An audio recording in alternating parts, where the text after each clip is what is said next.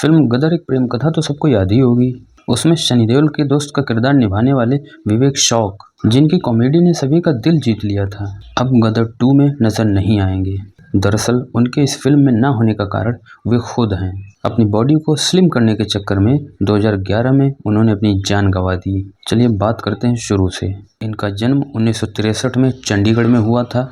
जब इनकी उम्र मात्र 17 वर्ष की थी तभी इनके पिता गुजर गए थे।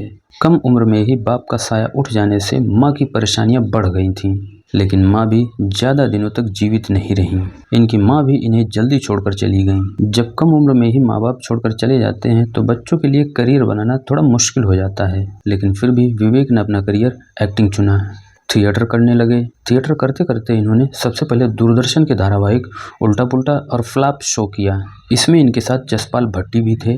प्रोग्राम खूब चला। टीवी के बाद इन्होंने पंजाबी और हिंदी फिल्मों की ओर ध्यान दिया। कई पंजाबी फिल्मों में काम किया। पंजाब में फेमस हो चुके थे। फिर इन्होंने बॉलीवुड में कदम रखा। बॉलीवुड में इनकी डेब्यू फिल्म बरसात की रात थी। उसके बाद कई फिल्मों में काम किया, लेकिन इनके कैरेक्टर ज़्यादा देर तक के नहीं होते थे। छोटे छोटे रोल ही मिला करते थे।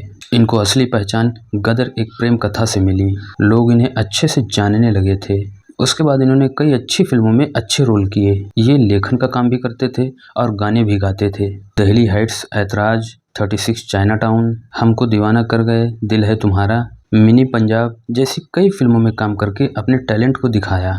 इनकी कॉमेडी टाइमिंग काफ़ी बेहतरीन है। फिल्मों में काम करने के लिए फिट और स्लिम दिखना बहुत ज़रूरी होता है, ऐसा कुछ लोगों का मानना है। उनमें से ही ये भी थे।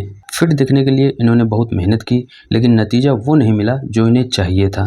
फिट दिखने के लिए इन्होंने लिपोसक्शन सर्जरी कराने का फैसला किया। बस यही उनकी सबसे बड़ी गलती थी। इनको हार्ट की प्रॉब्लम थी, लेकिन सर्जरी से पहले ये बात छिपा ली गई। सर्जरी के बाद इनको back to back 3 heart attack आए।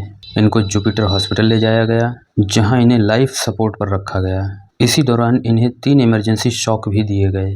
उसके बाद ये कोमा में चले गए, लेकिन 7 दिन बाद 10 जनवरी 2011 को इनकी मौत हो जाती है। इनकी बीवी और 3 बच्चे अब दुनिया में अकेले रह गए।